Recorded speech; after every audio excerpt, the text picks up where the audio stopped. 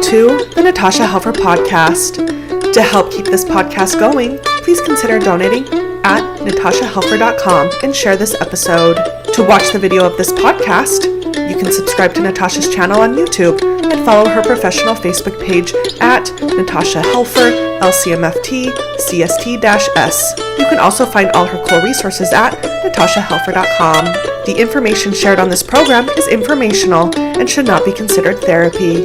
This podcast addresses many topics around mental health and sexuality and may not be suitable for minors. Some topics may elicit a trigger or emotional response, so please care for yourself accordingly. The views, thoughts, and opinions expressed by our guests are their own and do not necessarily reflect the views or feelings of Natasha Helfer or the Natasha Helfer Podcast. We provide a platform for open and diverse discussions, and it is important to recognize that different perspectives may be shared. We encourage our listeners to engage in critical thinking and form their own opinions. The intro and outro music for these episodes is by Otter Creek. Thank you for listening.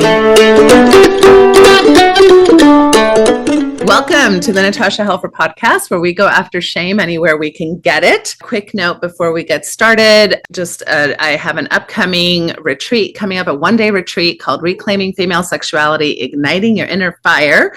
It's going to be super fun and experiential, and we're going to really dive into detoxing from purity culture and reconstructing female pleasure and all those yummy things. So more info in the show notes if you're interested in that. Also, just a quick reminder that I'm trying to build my audience at the Sex Mormon Therapist YouTube channel. So definitely find me there and follow me there if you're interested in more in-depth kind of educational type stuff. You can also always find me at Natasha Helfer or at simcounseling.com, which is my group practice where we offer trauma-informed, sex-positive, and affirming therapy. So that's a little bit about the things I have to offer. And now let's dive into why you're here. My guest is Brittney Hartley. And I'm super excited to have her on to talk about what I think is a fascinating, probably controversial, I have a lot of mixed feelings type of topic, which is this idea of what is the role of government when it comes to protecting children from abuse, and particularly today, religious abuse. I think we have all decided, at least here in the United States of America, that the government does have a role in protecting children from sexual abuse and or physical abuse, but it gets a little, more complicated when it's psychological. Brittney Hartley is an atheist spiritual director at No Nonsense Spirituality. She has a master's degree in applied theology with a focus on the future of American religion. Her emphasis is in nihilism recovery, faith deconstruction, spiritual reconstruction, and feminist spirituality. And you can find her on social media under the handle of No Nonsense Spirituality, which we will also share with you. And she has courses. She offers coaching. She does. I think you do your own podcast. I have a YouTube channel now. YouTube channel. And she wrote a book called No Nonsense Spirituality. And I just found out today that you are under contract to write a second book. Yes? Yes. Under contract, will probably be coming out spring of 2028. So, still some time, but it will be specifically on the existential crisis piece of deconstruction and really talking about nihilism recovery. So yeah, happy to be here. Not my first time on the show. So happy to be back with you, Natasha. And right now, just for people who know about my work, I am not seeing clients right now. So if you go to my website and try to sign up, you won't be able to, as I am finishing my dissertation for my doctorate in theology and then working on edits for the next book. But still lots of resources and coaching available there, and always happy to talk with you, Natasha. And this is going to be, it's not going to be a black and white conversation. There's going to be a lot of gray and lots of things to consider, which is, what can the government do? What seems to be working? What seems to be not working in other countries? Because most other, at least, first world nations are a little bit more restrictive when it comes to what religions can do. As you said, we do things for like physical abuse and sexual abuse, but other countries are really starting to crack down on even psychological abuse, which is something we really haven't even touched in America. So wanted to kind of go over some things that other countries are doing and kind of get your hot takes. Yeah. Yeah. No, I'm fascinated by this topic, and I have so many feels already coming up with wanting to. So I'm super excited to have this conversation with you, and you're awesome to converse with. Before we totally dive in, can you give a better introduction of yourself? Tell us more about you. How did you end up being interested in what you do? I think probably a lot of my audience maybe already recognizes you because we share the same kind of faith tradition history. We both come from Mormonism, but yeah, tell us a little bit about how you ended up here.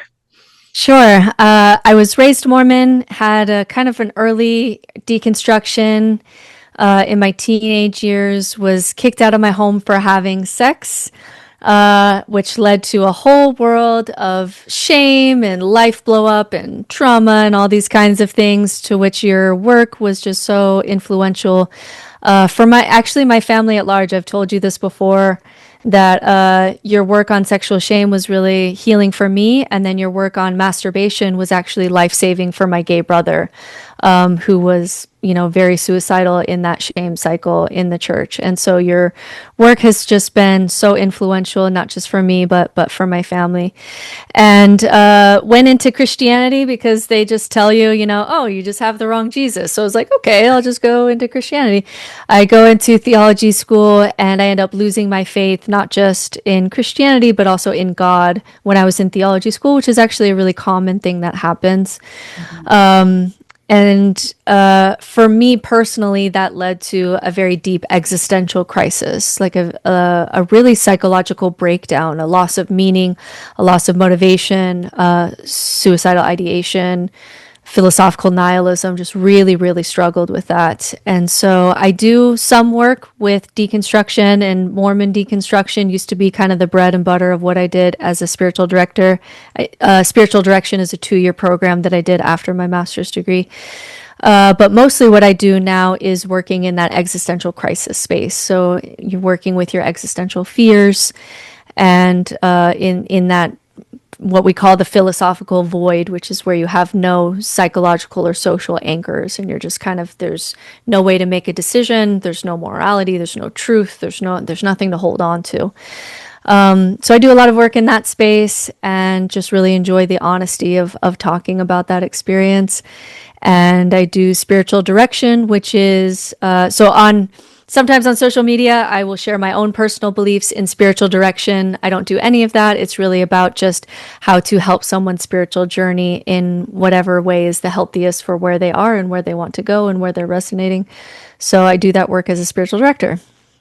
Okay. I love it. And yeah, I think you're just a gem and such a wonderful resource for us all to have access to. So thank you for the work that you do as well. And I think where I want to start this conversation, so right off the bat, what I am thinking about is, I think both you and I, from maybe a theological perspective and also from a mental health perspective, would agree very much that there are definitely beliefs that can cause harm, right? And I think, quite frankly, most people would agree with that on beliefs that they do not have themselves.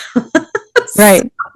So for example, just to give I hate to pick on one particular religion or culture, because we all have these things, but let's just say, for example, the tradition of clitoral mutilation, right? So female mutilation in some Islamic traditions probably horrifies most people here in the United States, so that's a very different culture. It's a very different religion. And that just seems horrifying and abusive.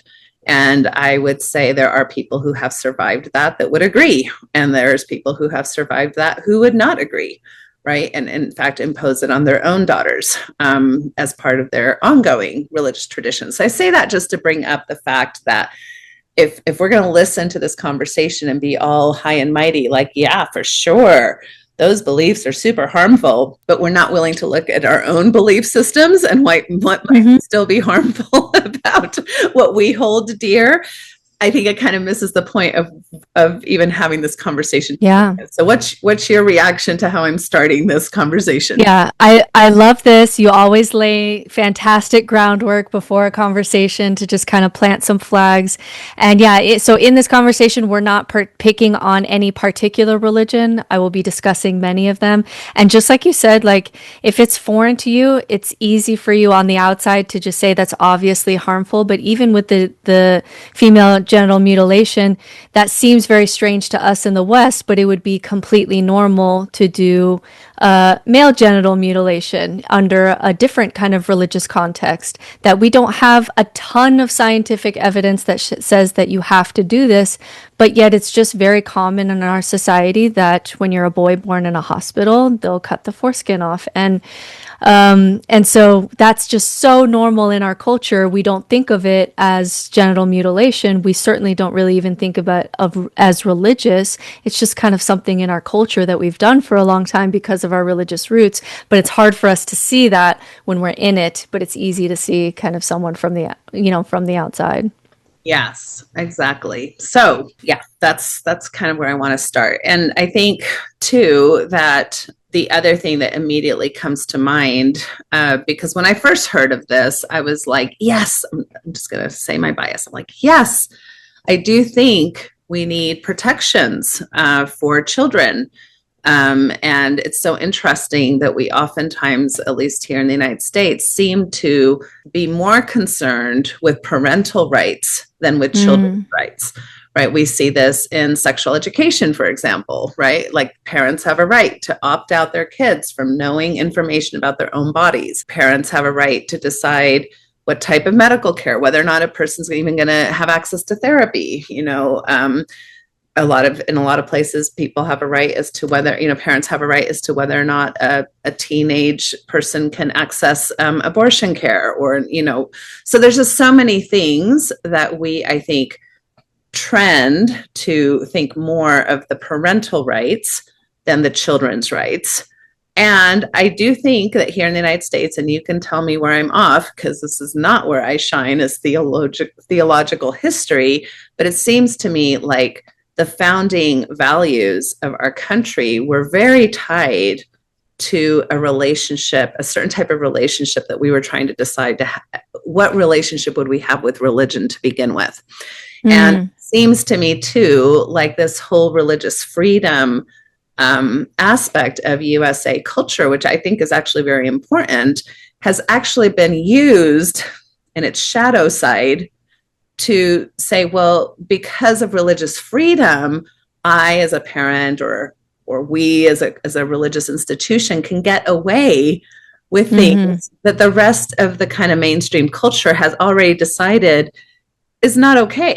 I think about probably one of the biggest examples we have here in the United States is the fundamental Mormon church, right? With, women being married, girls being married as child brides, or, exorcisms that parents decide, that their children need to undergo, or, and there's a lot of different examples. So let me be quiet for a minute and just get your perspective on parents' rights versus children's rights, and maybe more of the theological history behind all of that.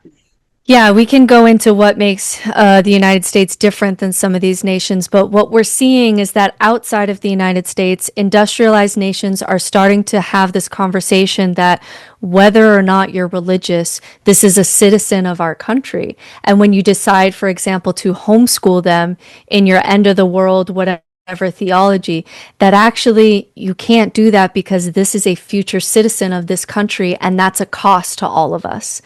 And so they're starting to push back on this idea that religious freedoms means that you can raise children however you want in a way that will affect society negatively, and saying actually you can't do that because it does affect all of us. Whereas what's happening in the United States, what makes us a little bit different is so, for example, in Europe, God kind of died in the trenches in Europe for them. They're a little bit further along in their secularism. So they have things like philosophical counseling to be able to help. They really crack down on religion, being able to use religion to cause harm and hiding under that umbrella. Nordic countries are really strong with putting in strong social systems so that people aren't dependent on religion, because once you have really high institutional trust and a strong social safety net, religion tends to go away because people just need it less. So we're seeing in other countries that they are not accepting this argument that under religious freedoms, you as a parent get to do whatever you want, because we're noticing that there is a cost to society when you raise your children in this way. And so because of that, that gives us the power to step in when we see that what you're doing is a harm to all of us, not just to the child, but even to the society in general. And we haven't had that happen yet in America. No. Yeah, we're trying to pull back. Yeah, we're trying to pull back from full on theocracy. We're not anywhere near that. So maybe I'll go into my first example. Yeah. Okay, so my first thing that we can talk about that other countries are starting to do. Yeah, go ahead. Can I ask you a question? Please, yeah.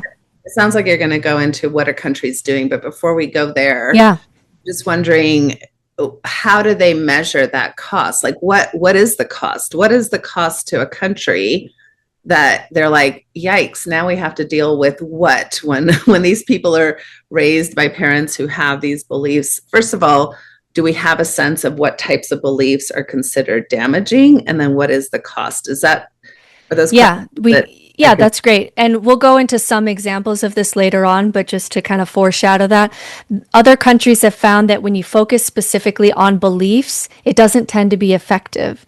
What they focus in is just the effect and the behavior. And then they can be a little bit more effective when they don't even really touch the beliefs at all. They just only look at the outcomes and the cost to both, the child and the family, but also to society. So if it's something like homeschooling, if you are raising your kid in this other world where they don't know how to function in the world, that's a cost to society, because now they are either supported by the state. We even see that sometimes in Mormon fundamentalism, that they're really supported by the state. They're not able to be functional people in society. They will sometimes lose their money entirely and have to file bankruptcy because they've been taken advantage of by a cult or a cult leader. And so somewhere, like wherever the government is having to step in, as far as prosecuting, as far as educating, as far as support so that they can get a job and be able to participate in society, that's the government's ability to say, this affects us, therefore we're going to crack down on the behaviors here that are causing harm. And they tend to stay away from directly combating beliefs. One country did, we'll talk about that later on. Belgium kind of came down and made a list of beliefs that they said were harmful. It just wasn't effective. People need to see the negative effect and not focus so much on proving a belief true or not true. Okay. All right. Well, then let's move to what you have ready for me. So the first thing is that other countries are starting to recognize psychological harm to children, that they are expanding the definition of abuse in courts of law, in legislature, things like that it's beyond physical harm. So for example, Japan in 2023 and 2024 said that parents cannot threaten children with hell. They cannot force their kids to go to church on threat of hell or threat of any kind of damage to them. And forcing extreme practices, like forcing your kids to fast or forcing your kids to pray all day or forcing your kids to any kind of extreme religious practice, they are qualifying possible psychological abuse, and then they'll look into it. And if there's a negative effect on the child, they're afraid. The parents are using religion in order to scare the child to go to church or do whatever religious thing that they want the child to do. Then that will actually be under abuse, and the children can be taken away. They can be prosecuted, things like that. And so just imagine that in America. Imagine being in a place where in America, a child could say, you threatened me with hell and I'm going to call the cops, because that's actually illegal. You're not allowed to do that. Like we're a long way from that. But what do you think about that idea of parents not having the right to threaten? Specifically, in this case, it was hell. You cannot threaten your kids with hell. What do you think? Yeah. I mean, there's a huge part of me that, of course, agrees with this, right? I guess the only thing, and we can talk about this a little bit later, and it's interesting that I'm even bringing it up right now. It's like, as soon as it's like, well, you can't, then it just starts feeling, okay, who's going to mandate that? What other beliefs would be, who's going to decide what beliefs are okay or not okay? And I get it. This gets messy. At the same time, as a person who has studied psychology, this is harmful. And it was a huge belief that I had. And it was a lot of how I was parented. And quite frankly, I did it to my kids. And I don't think I did it in a super authoritarian way, which I think adds, I think there are a lot of parents who are very, who have scarier types of rage than others, and they'll say things. But I do want to have people consider this idea that when you have a child, let's say 3, 5, 7, even 12, 14, and you have taught them that, first of all, there is a good guy in the sky, supposedly, right? Like this God person. And there's a bad guy. Let's just stick to Christianity, right? Satan. And both of those guys, and they are guys, these are men, right? So it's patriarchal also in nature, have access to your brain 24/7. Because it's not just about going to hell. It's like, no, they know you. God knows you through and through. You cannot even have a thought that God would not know about. Right. And somehow knows you because he's got the power to tempt you. So he knows kind of what just you're you saying that like reminds me of the days when I spent hours thinking, is that a thought from Satan? Is that a thought from God? Is that my own thought? Like hours of my life has been wasted in that place. It's hard. Yeah. You match that with mental health principles, which are about, autonomy, healthy relationships, having good boundaries with people, respect. I mean, none of that is baked into that. So even folks who are very kind parents and are not necessarily teaching these concepts in what I would consider mean or malintended ways, I don't know that we always understand the impact of being consistently observed. Yeah. Right. In a sense, we're teaching them of these voyeurs, and they can see you naked. They can see you when you have sex. They can see you when you masturbate. They can see you when you go to, I remember praying as a little girl, just in the bathroom going, hey, Heavenly Father, will you please just not watch me pee? I mean, that's the kind of psychological assault that this does. And it also sets you up for something that we saw recently in Mormonism, which was like this cartoon for Mormons, I don't know, book or something, manual for kids about church history. And it was this idea that like, God commanded it, so it's okay, even though it felt really icky, right? And so once you can separate your own thoughts and your own sense of ickiness as God told you so, then you can really manipulate anyone to do anything, which we really see, especially in this context in Mormonism, that they were teaching that to kids, that like, if God says so, it trumps any thoughts that you have, right? Because you have this then distrust with your body, with your brain, all of that. Exactly. You're taught not to trust your inner intuition. And in fact, you're actually taught that your inner intuition is probably not trustworthy because you're going to want to do these things that are just considered pleasurable or heathenous or whatever. And so you need to put your trust in your parents or in your religious leaders or in God. And of course, how is God being presented? Because God, as far as I know, if anybody wants to tell me of a personal experience with actual God, but usually our experiences with God are, have been, indoctrinated into us, right? And that's, and I don't mean to say that as a necessarily even a negative word. It just is. It just, if you teach a small child that this is how it is from the beginning, that's the definition of indoctrination. And it's a coercive. You're teaching morality and behavioral conformity through coercion. Mm-hmm. Because the definition of coercion is using power to get people to do something you want, right? Right. So for this one, it's been fairly, what I would say, successful, in the sense that, because like it hasn't gotten to the point that nobody has anything to do, and so they're just like, if a parent threatens a kid with hell because they're not going to church that week, the police are just coming in and taking the child away. Nobody really has time for that, to be honest. Like, we're talking about law enforcement, but what has been successful with this is someone like something like the Ruby Franke situation. It would be difficult in the United States to be able to prosecute until there was abuse, until Chad showed up he was emaciated with, stuff on his ankles, all of that.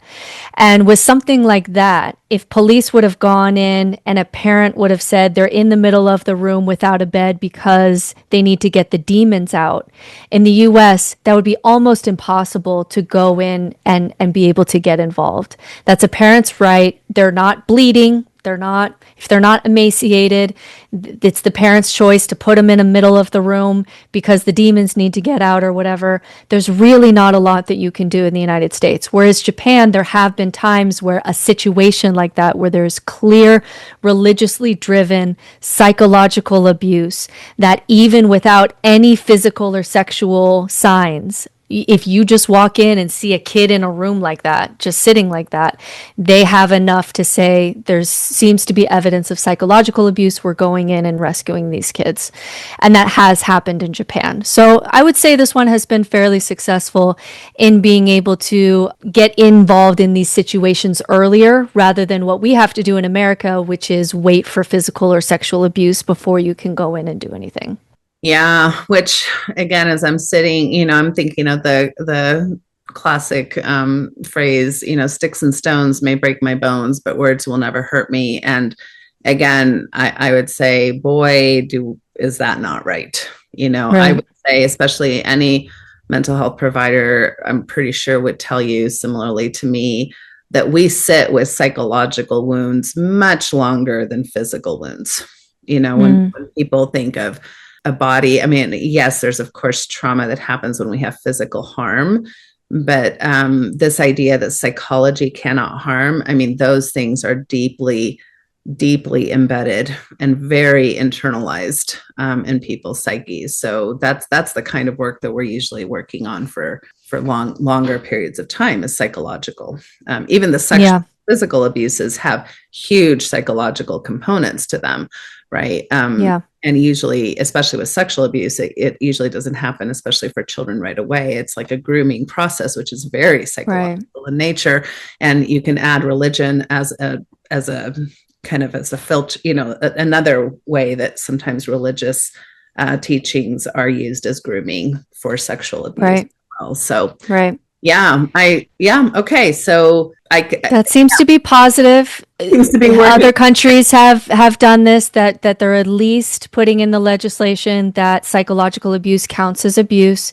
But again, this has only been in the past 5 years. So only really in the past couple years, and not even in America, could you walk into a room like the room that the Franke children were in and say, oh, I think we need to intervene, right? So this is very recent in human history that we're even talking about the psychological abuse and starting to get it into laws. My second one is other countries have the power to dissolve harmful religious organizations. So I think this is the last time that I mentioned Japan, but a big one just happened recently in Japan with the Unification Church, which is the Moonies.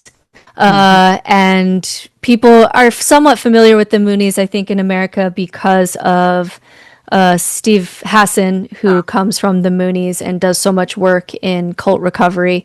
And there was such financial coercion going on in the scandals with the Moonies Church in Japan that the government had enough information to say that this is fraudulent financial practices and causing harm to people and society. And they listed all the ways that they were causing harm. And they legally had the right to dissolve the church.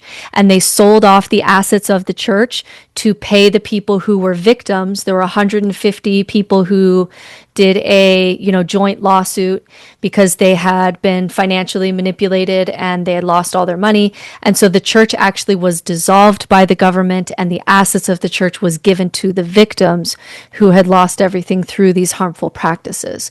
So that's something, again, very interesting to see, one of the first of its kind where the government would have power to do that. Something really unthinkable as far as where we are in America right now, that the government would have the right to be able to dissolve a church and to dissolve its assets. But there was such a level of harm when we talk about the Moonies, that they were able to prove the harm, and they were able to compensate this class action lawsuit for the victims. What do you think about that? I love that one. I mean, I don't understand why we don't. Well, in some ways I do understand, but we don't, churches do operate like businesses, whether people want to think of it or not. And churches run their business as well, and churches don't run their business as well. And we hold businesses accountable for tax fraud, for, consumer protection laws. We have all kinds of things that make a lot of sense, like, that hold these kinds of power entities accountable. And it's always been extremely frustrating to me. I mean, we've had some of these issues even with our own Mormon church recently with, whether or not they're being transparent with how they use their monies and what we were told our monies were being used for versus what monies are really being used for, and at what percentage, and how much assets does even the church have. And because they're churches, they don't have to be as transparent as other businesses. Mm-hmm. So I think that really provides so much cover up potential that protects the church, but does not protect its members. And And it really did treat this as a business. They didn't talk about beliefs. They didn't talk about you're not allowed to believe this. They just said, if you're looking at this as a business, they lock people in the doors and do one of those really big spiritually manipulative fundraisers where you can't leave until we make this kind of money. And then people, lots of threats of damnation. I mean, they're just really, and then leaving with these people's money. No business could do that today because we have at least some consumer protections here. And other countries are starting to look at religions and say they at least have to follow the same kind of consumer protections that we do for businesses, because there's money involved. People lost their entire savings because they just wanted to get out of this building, or they just got caught up in it, or whatever it was. So that seems to be positive as far as just movement towards not allowing religions to be businesses with no oversight, which is something that we know happens in the United States, that they can operate like businesses without oversight. Yeah. And I think of Scientology, I think of Jehovah's Witnesses, I think of the FLDS, I think of so many, even in Wichita, Kansas, there was quite a few more Orthodox evangelical churches that were very, very manipulative about getting people to tithe and to tithe huge amounts, even in our tradition, we usually have the 10%, but people who are no, you should be giving 40%, 30%, and just ridiculous amounts of monies that, again, to your point, have no oversight. And then the amount of, coming from evangelical land, the amount of pastors that have just taken all the money, right, regardless of the church, that they come from. And then people being left not necessarily destitute, but all the ties that they gave to this church is just gone. They were just exploited by Yeah. And I do love that TikTok had a great social experiment a few months ago. I don't know if you saw this, where a lady called Christian. Actually, she called a bunch of other churches too. She called some Muslims and some, anyway, she would call and there would be a baby crying in the background, and she would say, someone told me to call this church that my baby hasn't eaten all night. Is there any way that I could get some formula? And really challenging this idea, because we have this social contract in America that says we give you money and you provide social services. You're doing the marriages, you're doing the rituals, you're doing rites of passage, you're doing homeless shelters, you're doing soup kitchens, you're doing addiction recovery. Like, that's the deal that we made with religion. And so it was really interesting watching this TikTok social experiment where she called all of these churches just saying, can you help me with formula? My baby hasn't eaten since the night before. And how many churches and people like walked out of their church when they saw this happen would just say, no, that's not what we do. And so it was a blatant thing in America where we could say religion has broke the social contract that we made with them. We made you tax exempt so you could do soup kitchens. There's a baby that's crying that hasn't eaten. What do you mean you have no ability to show up? You know, like, what do you mean? And so it was really it was really interesting to watch the backlash from that, because that is historically the deal that we made with religion. Wow, that's really well put. Okay, well, I'm all for going after church accountability. I'm all for tax churches. I'm all for having independent, entities that can come in and, offer what do I want to say? Accountability. Yeah. And also, like you're saying, just abuses accountability. Wouldn't it be interesting, how like when you go into a restaurant, it'll say like A+, like, oh, it's clean here or whatever. Wouldn't it be interesting if like we got to the point where there were those independent reviewers who could say like, this church has a C- because they let men talk to minors about sex behind closed doors. Nobody else is doing that. We gave them a lower rating. And you just have to put it in front of the church. You have to put it in the window like businesses do. That's right. It's not a bad idea.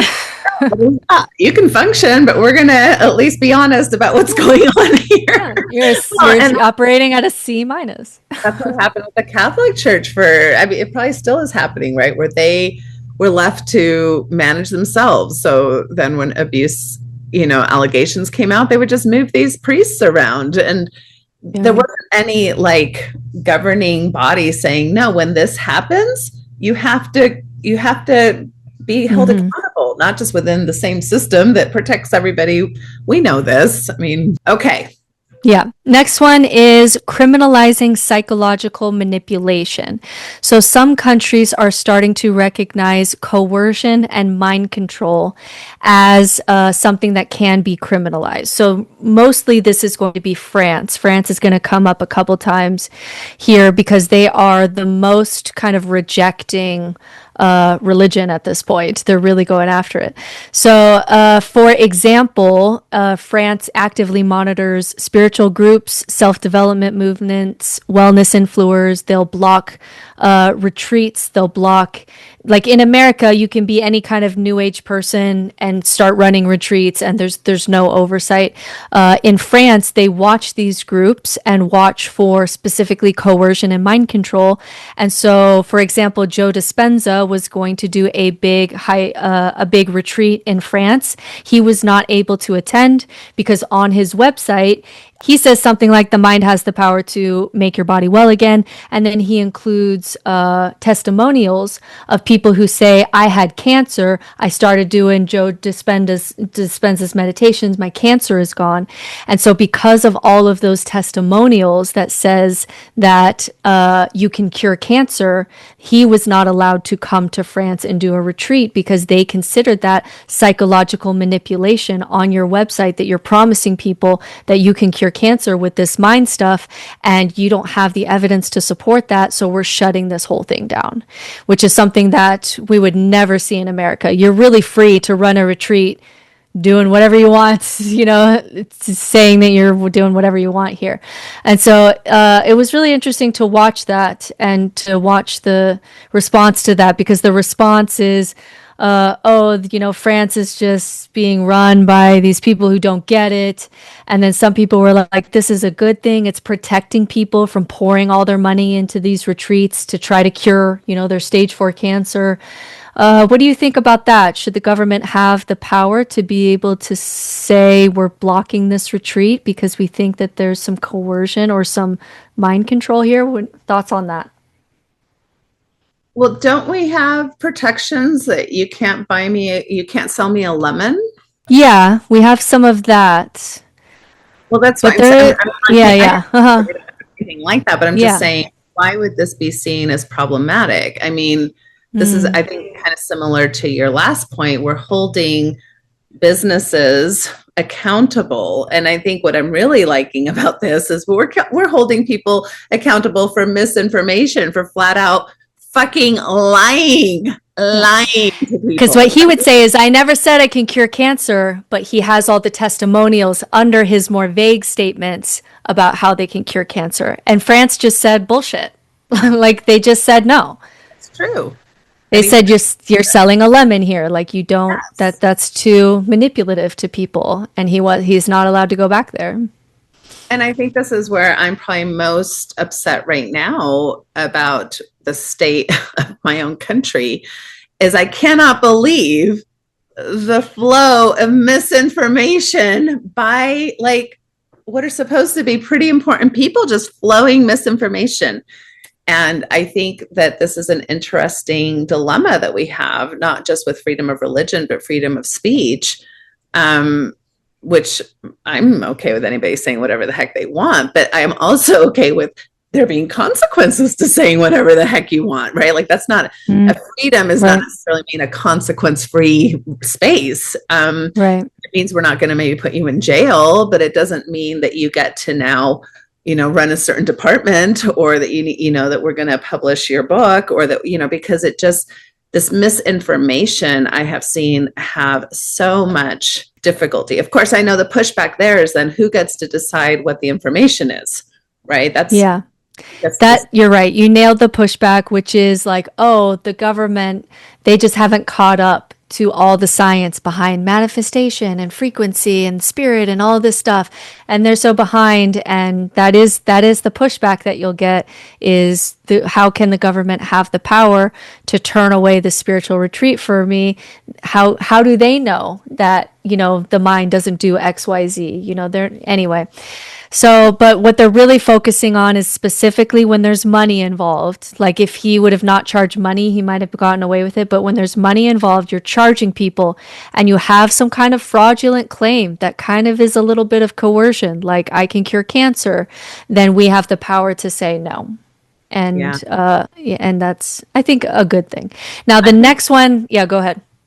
No, I just think it is good too. That's all. Go ahead. The next one is where I'm really interested to get your take because you're going to have competing ethics. Okay. The next one is removing religion out of public spaces. So this is like, in America, we're trying to put the 10 Commandments back in churches and in public spaces. France went as far as any other country has gone, going the other way, which is we're not saying you can't believe, but we are removing religion entirely from public spaces, which means in public schools, no hijabs, no large crosses, no kippahs, no signs at all of what your religion is. So that happened in 2004, where they cracked down on the public schools, that you cannot have any conspicuous religious symbols, that we are just taking religion out of the public sphere. In 2010, France went further and banned full face veils, burqa in public spaces, and they framed it as security and women's rights and social cohesion for France, that we're just not doing this. So did it succeed in taking religion out of the public square? Yes, but there was a pretty big backlash effect.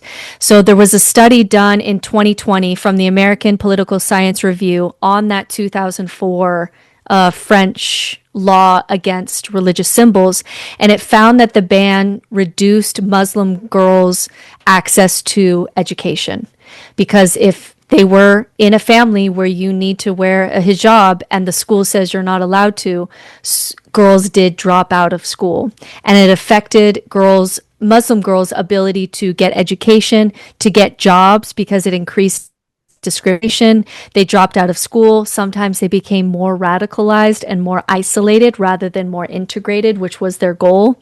Islam as a religion has a really hard time compared to other religions integrating with the society that they're around. And so now we're having competing interests where we wanted to kind of pull religion out of public spaces and create this secular place where religion really isn't a part of the public discourse, but the effect of that is some women then just didn't go to school, and some girls were radicalized by that and isolated by that rather than integrated by that. So what do you think about that one? Before I tell you what I think, can I get a sense from you, because you started this whole podcast by saying these governments weren't necessarily going after beliefs, they were going after the cost, like if there was something that they realized this would bring a cost. So can you give me France's perspective? If why did they say if somebody's wearing a hijab or a cross or some type of religious garb, what kind of cost did they notice that they would have to then pay for as a country? Like, how that's a really good question. I know it was framed as one was women's rights, specifically for the hijab piece, that they really framed that as the religion going too far in policing women's ability to dress how they want. And so for women's rights, we're going to ban full face veils, burqas in public spaces, because there's just evidence that shows that, like, if you're at a beach and you're wearing a full thing and you're a girl, there is some evidence to say that that's not great for you. Like, that's not great for your relationship with your body, or that's not great for your ability to move and play and be athletic and be in the ocean. And they use some of those things to say, hey, there's enough here that we can ban this.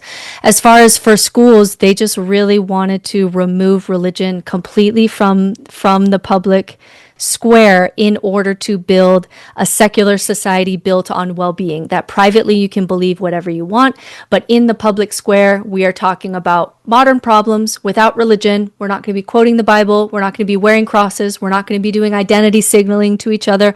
We're not going to be talking about, like we do in America, that, oh, this war is bringing about Armageddon. We're going to do none of that. We're going to leave beliefs outside the door, so nobody knows what your beliefs are. Nobody knows if you're a Christian or not. And we're just going to talk about what are the problems facing our country and what are the ways we need to deal with this problem.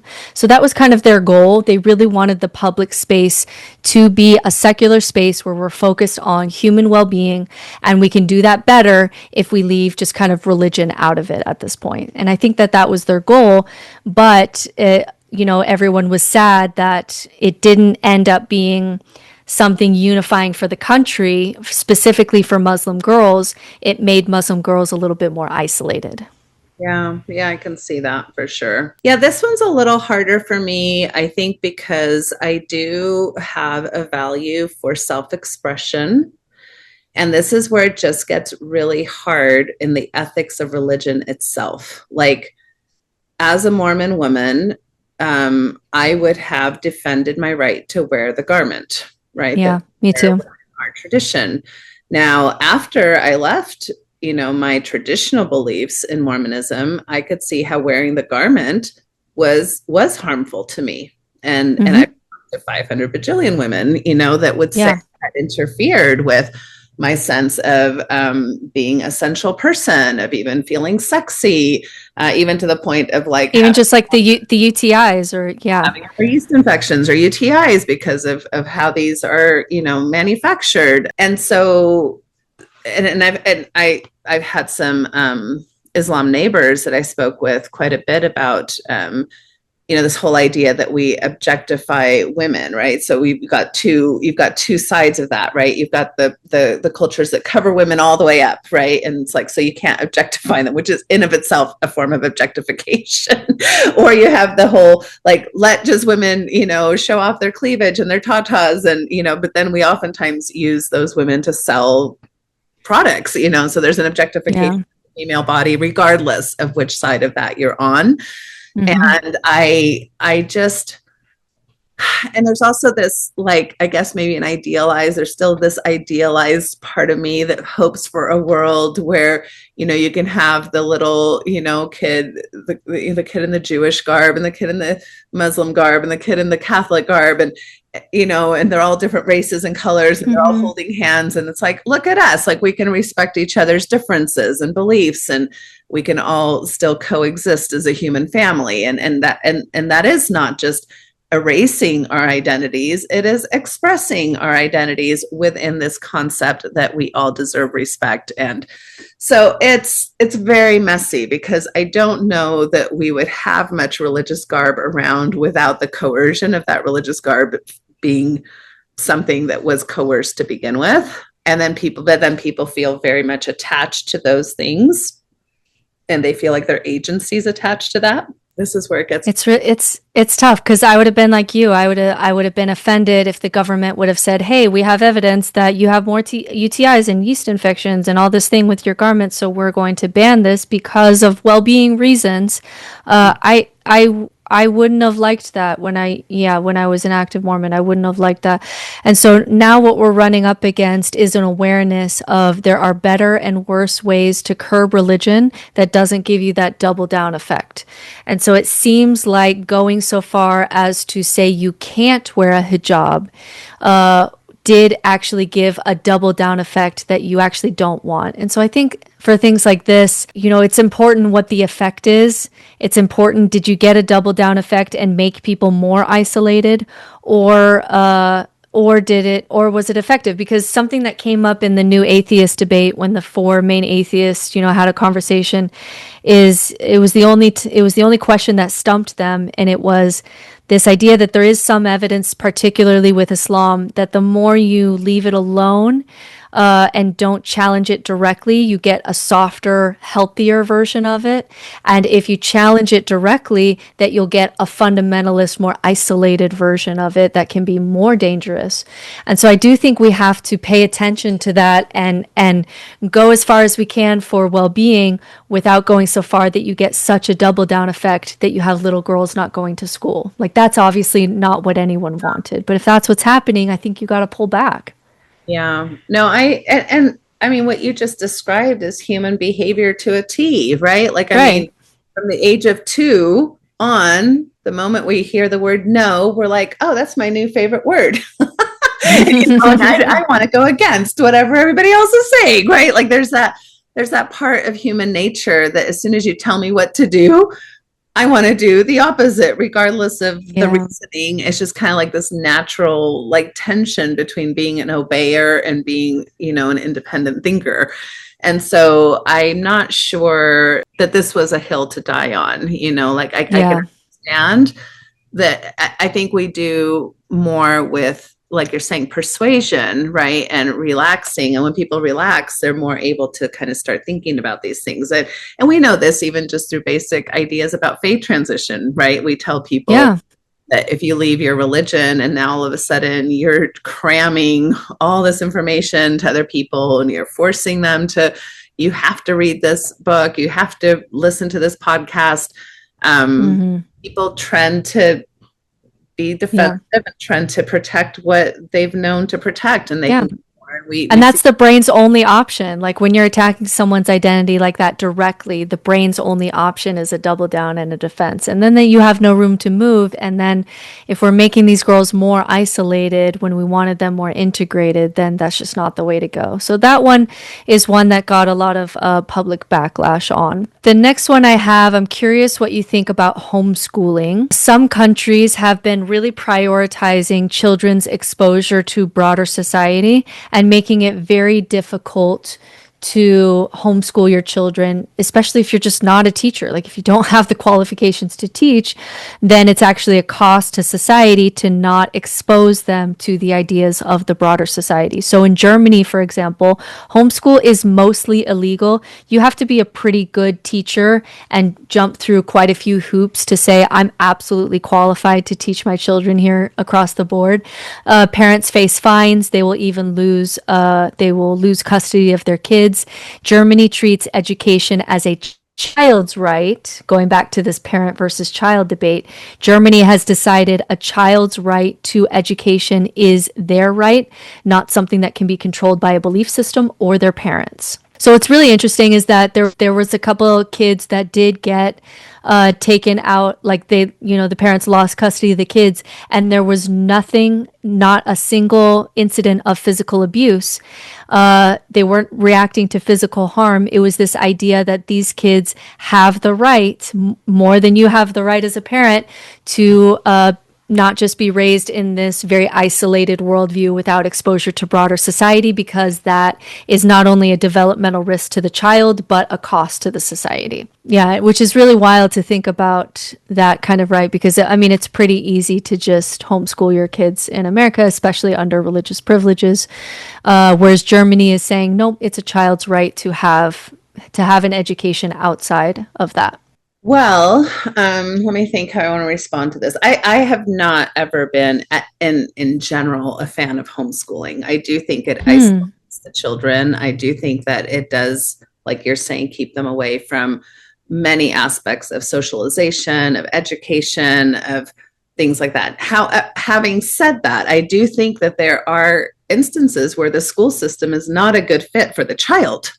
Right. So whether the child has special needs or is being bullied, or like not all school environments are, fantasy. And I do think that was still allowed. It's just under the religious umbrella. You can't say, I'm like, when you're doing the paperwork to be able to homeschool, if you say they have severe autism, it's really not safe for the child or for other children for them to be in this environment. That's granted. But if you say it's just because of religious beliefs, you can't do that. Yeah. So it's just under that religion. I actually kind of agree with that. I think if your goal is pulling kids out of the larger society just so you can protect them and keep them in some type of bubble that only you or your tiny community think is okay, I do think that's very harmful to the children.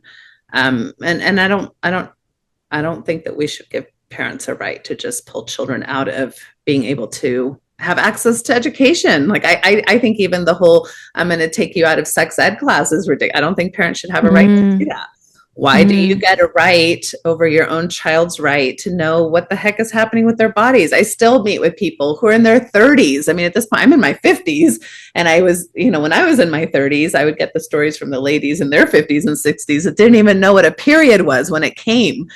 And they're like thinking they're dying. My own mother has that story. So no, I don't think a parent's discomfort or religion around bodies, that they have a right to pass that on not kids have education, right? Or even these ideas about that are so anti-science, like, the world is only so right. Dinosaurs don't exist. Or back to your original point, I can see how people raised in those kinds of spaces, if they're going to integrate ever into mainstream culture, that comes at a high cost, not just to them personally, but to the society at large. Yeah. Imagine how like fundamentalist Mormonism would change if there was a law passed and they all had to go to public school, and how would that would be, I think that would change a lot as far as that group's ability to isolate and control. Yeah. And I want to be very clear about that a religion or a belief system that requires isolation to survive is in of itself more than likely not very healthy, right? If it can't 100% here, why is that? Why can't it? Yeah, right. We see a lot of people who are discouraging their kids from going to college, because we see that a lot right now in conservative America. It's like, well, if my kid goes to college, everybody kind of knows it's more than likely probably not going to be quite as conservative. Yeah. And they see that as indoctrination. And I'm like, that's the opposite of it's just learning. Yeah, it's just learning. It's just learning some empathy. And isolating them as indoctrination, right? And so it's just fascinating how people think about these things. Yeah. But yeah, it's going back to your original point, which is we're seeing a transition from parents' rights to children's rights, that children have a right in other countries to developmentally progress in ways that American kids still don't have legal access to, because we're just so still caught up with religion. The next one is going to be like instantly, I know that you're going to be on board with this because it's one of your talking points, and it's forcing clergy to report abuse. It's basically happening in every country but ours. So in Australia, for example, the laws require priests to report abuse, even if it's learned in confession. And, most countries are starting to go that way, that you can't, specifically when it's child abuse, specifically when it's child sexual abuse, you have to report. And most other countries are going that direction. We are still not. Yeah, we, even in our own church, we're still trying, and we still are not there. Yeah, and I understand that the pushback on this on the other side is of, well, if you make it so scary for people to report because they know that they'll be reported, then the confessors, it's kind of to protect the confessors, are not going to be as likely to come in. And I'm here to say that may be slightly true. Most people are not confessing these things anyway. Most of the time, this is what's happening, is that their children or their wives or somebody in the church community is saying something, and then all of that is kind of covered up, right, protected. And I really believe, you're going to get more headway saying we're a church that takes sexual abuse very seriously, and we take these accusations seriously. Just the community knowing that goes a lot further than this idea that they're not gonna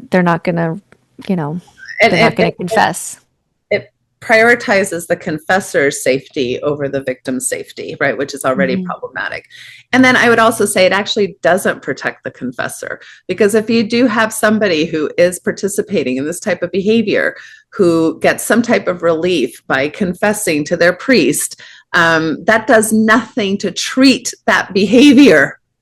Right. And so you're just letting somebody loose, and usually priests, most priests and bishops are not trained in sex offender treatment.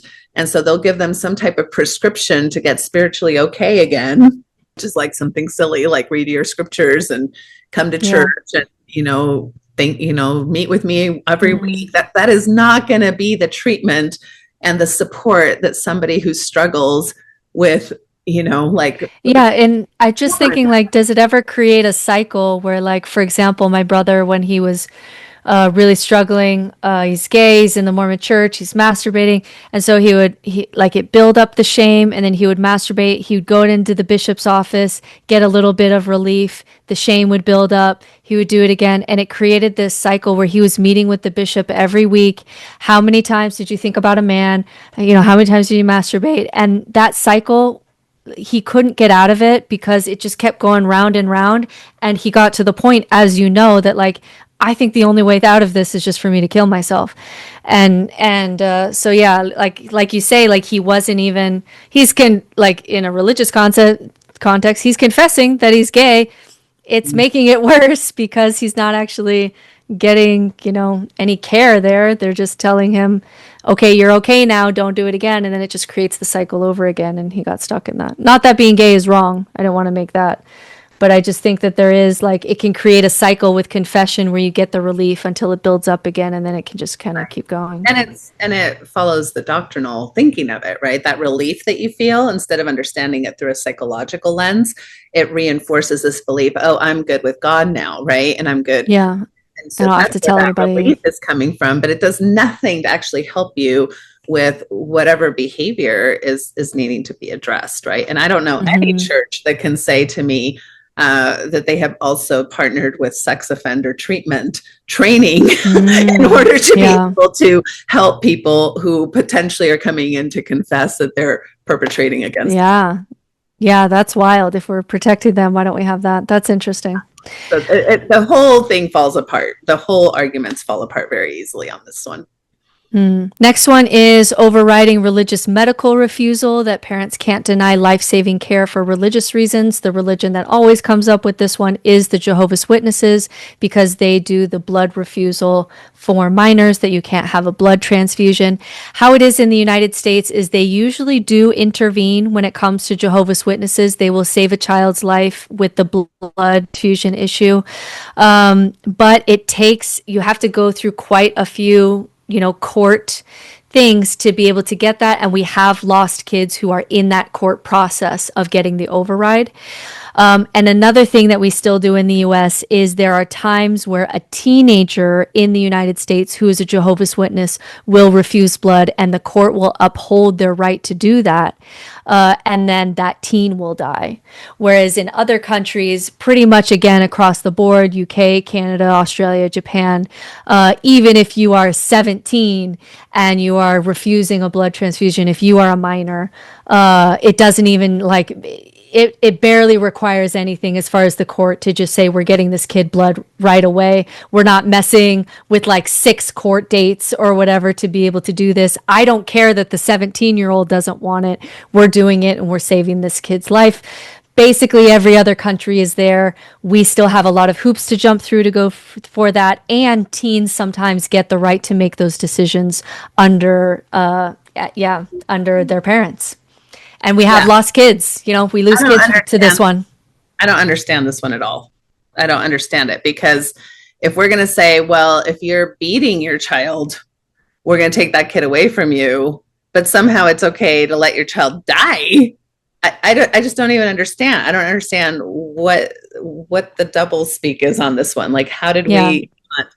This is a form of very clear child abuse. I don't care you can't beat your child and say, well, it says in the Bible, spare the rod, spoil the child. So I've got the religious right to beat my child and leave bruises on them. In fact, that's a huge pushback that came from the Christian community back when they made these changes about physical abuse, was that parents thought they had a religious right to beat their children. So I don't understand how we made that. It's okay to not beat a child, even for religious reasons, but it's okay to let them die. I just don't even understand why this is. Yeah, we at least got to the point that usually they do intervene to save the child's life, but it just goes to show how far the reason that it's getting stuck in the courts is because we don't have those clear legislation that says you don't have the right to do this. Our stuff is a lot more gray. It depends on the judge. It depends on the situation. It depends on the age of the child. It depends on if you feel like the child understands the choice and can make a conscious choice. And so because all of that is so legally gray in America, it makes the process of getting that blood transfusion to that kid who got hit by a car, it just makes it a long process. Even though most people, except for the Jehovah's Witnesses, will say, absolutely, go in there and give the kid the blood.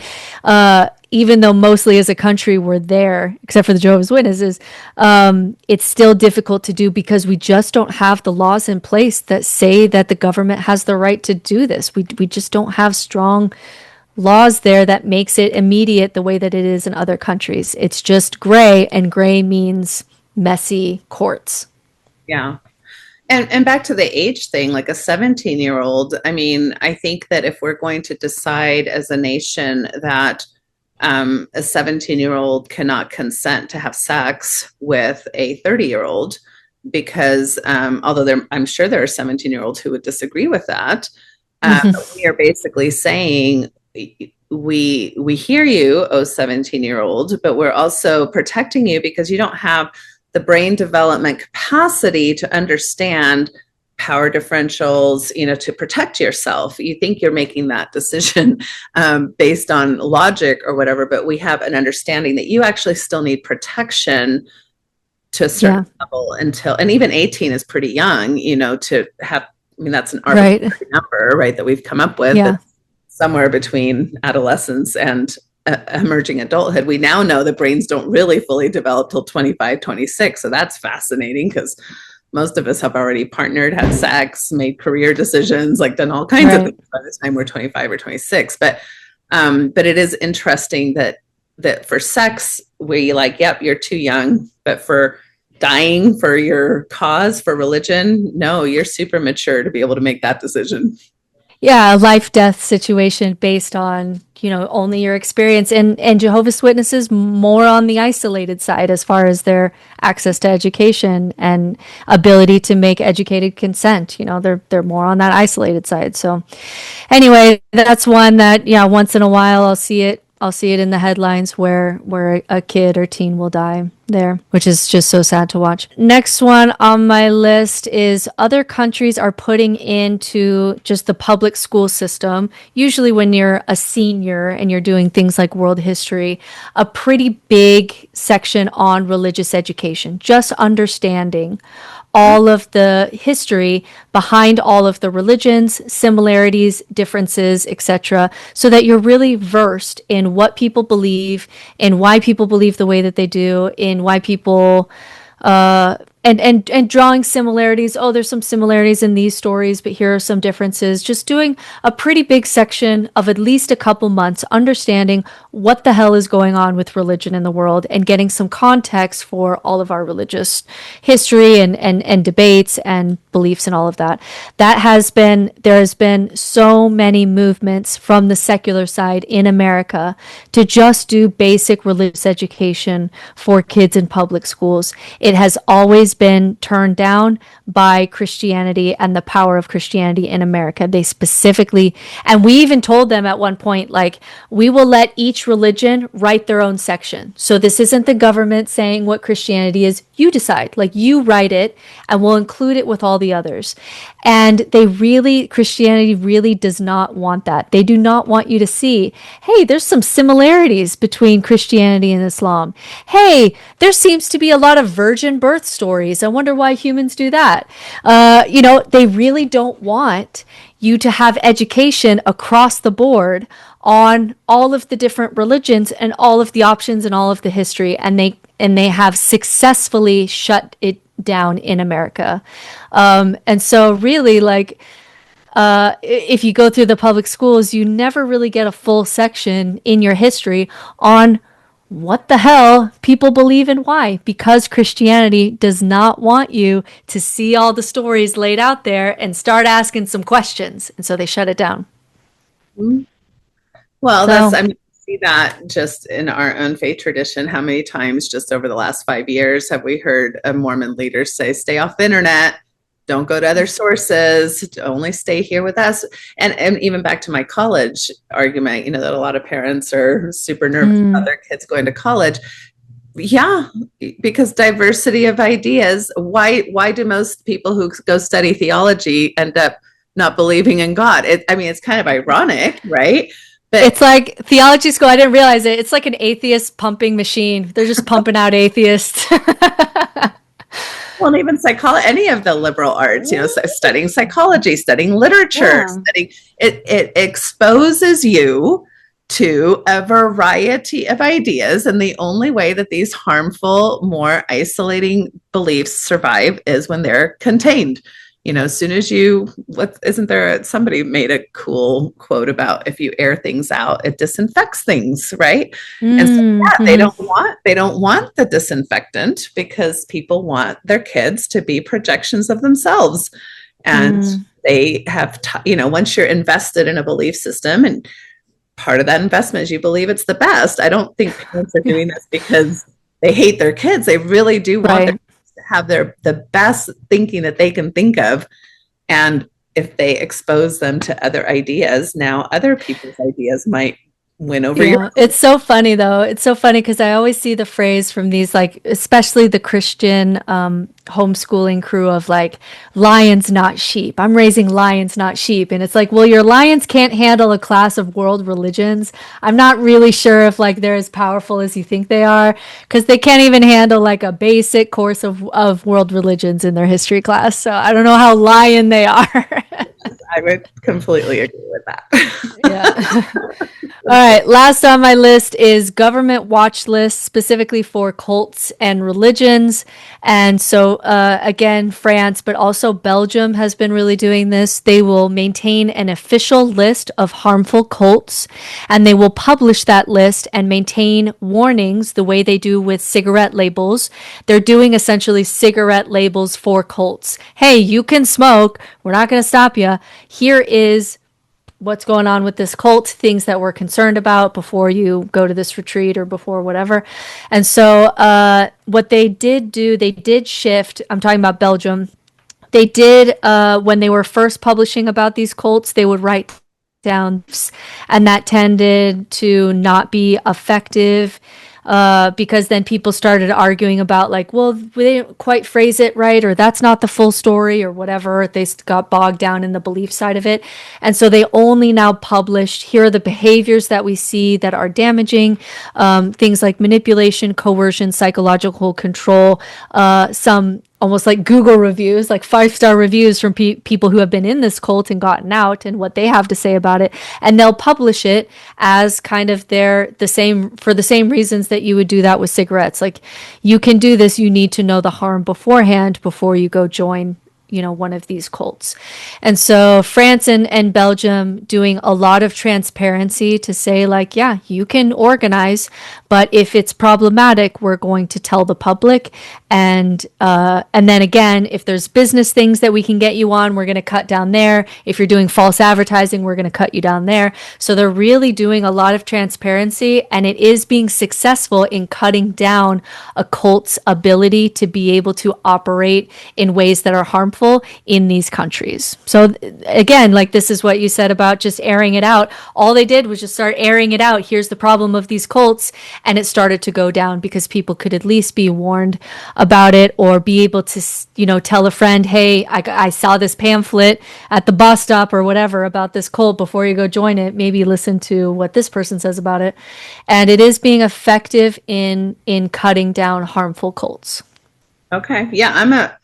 Anytime we're focusing on increasing education, increasing transparency, increasing resources for people, I think that's a great way to use government monies. I think it's only when it's more like forcible, kind of back to your example of you're not, you're forbidden to wear a certain aspect of your garb, or so I think that when we force things, it has to be super duper, extra duper, super careful. Kind of like my idea of, I do think we should force religious parents to save their child's life through a blood transfusion. Right. I do think that the stakes are high enough that it's appropriate for a government to step in. I do want to, as we're closing up, is just give an acknowledgement that, and this goes back to my hesitations at the beginning, is how do we know which governments are trustworthy to put forth these kinds of, things? And you've mentioned a lot of governments that I think have done fairly good work, but I also want to just name, in our own history, Utah government took children from indigenous families because they felt, they had societal reasons or costs to the society that they felt were, I don't know exactly all the justifications, right? But, and of course it was, I don't trust the founding Utah. It was like kill the Indian, save the child stuff. We're saving the child. Yeah. It's for society, we're integrating. Oh, you're so right. You always bring up those things. You're so good at laying down groundwork. We're like, at seeing from so many angles. You do it so well. Whenever I listen to you, you always make sure that like, hey, let's make sure we add this piece because there's a shadow here also we need to be aware of. And that's really good to add. And that's our hope moving forward, because even in Mormonism, we have our own history with feeling like we were treated poorly by the government. So it made us a little bit more isolationist. And so you hope as the children start to get these developmental rights, that it's done specifically not around targeting a specific religion or religious discrimination, which I am against, but more on this you have to be able to prove here's the harm caused and be able to stand by it. And hopefully we're getting to a point that we can do that. And at least some other countries are trying. Every day, I said on TikTok the other day, every day I feel like I open my phone, I kind of look at the religious news of the day just as part of my job. And it's like, oh, Japan like disbanded the Moonies and gave the money to the people that they stole from. And US is, going towards theocracy because we're bringing about Armageddon. It's like, whoa, hold on. Because it just seems like every day I wake up and read the news and there's just such a disconnect between what other countries are starting to do. At least they're having these conversations and trying to make some movement that way. and kind of where we are in America right now, where we're really having this big double down effect as we became, much more of a politically religious country rather than just a theologically religious country. But that's a subject for another day. That's all on my list. Ways that we could improve here in the States. Thank you so much for bringing all of these topics. And I really hope everybody, who's listening can kind of wrestle with how would you have answered Britt's question to me? Like, well, what do you think about that? And you have my perspective, you have Britt's perspective, but what are your perspectives? And what do you think we're missing, in this conversation? Because it is a very challenging conversation. I am a big believer in religious freedom. I am a big believer in people having personal agency. And I'm also very keenly aware of how religion can harm. And oftentimes in this country, we're only comfortable in talking about how religion helps and how it's, which it does also in many ways, but it can harm. And I think that this tension between children's rights and parents' rights is very difficult for, I think, any system to have to wrestle with. Yeah, so it's the child versus parents' rights that gets sticky, but then also should the religion have the power or the government, because we have this history of really being skeptical of communism and what we saw as a political religion and the harm that it caused. And that really, totally scared us. We have a history of being terrified of that. And so, there are times where the government is scarier than the religion.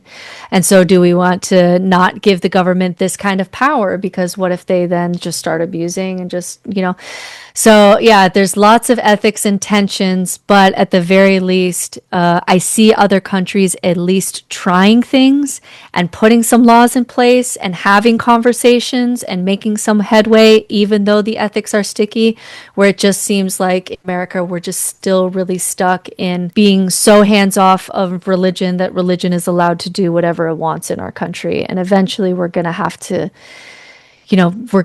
address that sometime. And even though it is ethically very sticky. Yeah, for sure. Well, Brittney, as always, it is just a joy to spend time with you. I could do this all day with you. Me too. I feel like you turn on my brain. You are my brain turner honor. And I love it. We'll more than likely invite you back at some point. You're always welcome to come too. If you're like, oh, I have something else I want to share. I'm like, yeah, come on over. But just to remind the audience, Brittney Hartley, and she runs No Nonsense Spirituality. You can find her social media. You can find her on YouTube. And look for her upcoming book that she's so diligently working on right now. Hopefully spring 2028, somewhere around there. Yes. Yep, somewhere around there, and then working on the dissertation, and then and you can see both Natasha and I at Sunstone this year. You usually at least have a booth there. I'm always a big fan of what's going on with Symmetry Solutions. I feel like you're somehow seeing the entire explorative population single-handedly, and doing just such amazing work. And I send so many people your way that the what you're doing is just so life-saving for me, for my family, for the community that I have so much love for. So such an honor to be with you here today, and hopefully more conversations like this in our country can start moving the needle towards what we want, which is just better transparency and safety and well-being for especially our children, but for everyone. I think we were both very aligned that we want what I would call spiritual health, and whether that's from a deist perspective or an atheist perspective or anywhere in between, there's so many beautiful ways that can happen. And also there's so many ways that can go super awry. So thank you. And you have a great rest of your weekend. And I hope you too, Natasha. Take care. Bye, everybody.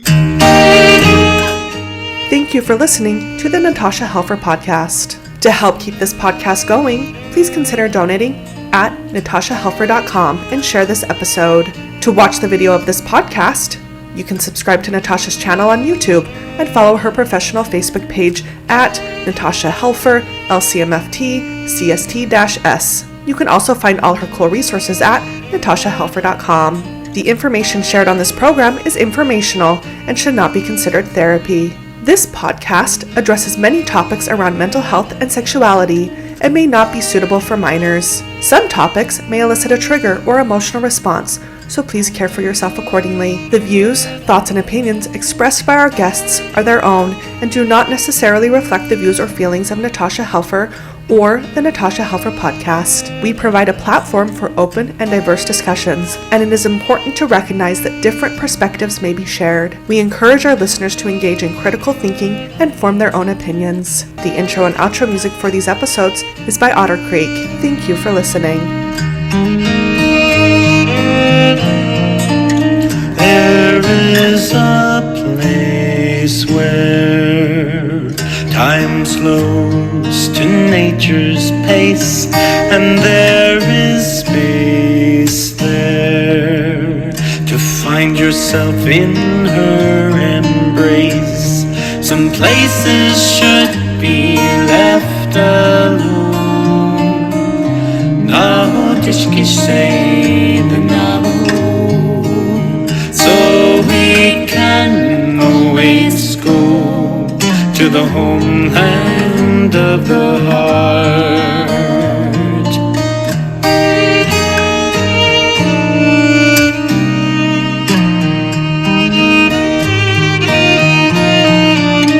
10,000 years of our human history etched on her canyon walls, alongside Earth's mysteries. Some places should be left alone.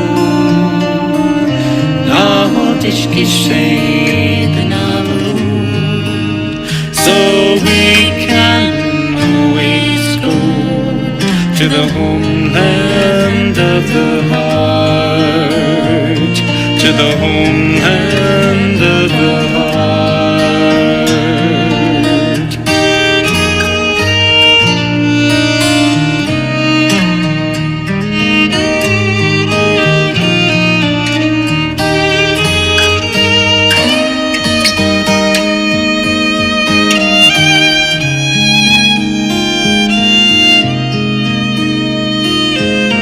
Deep in our cities,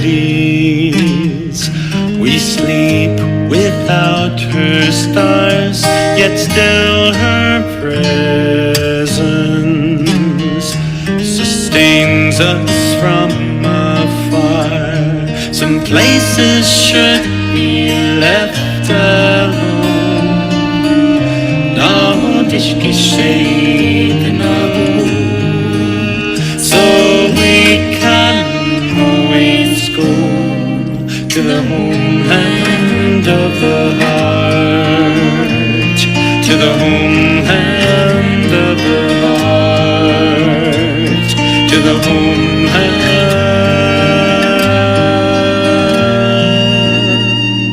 of the heart.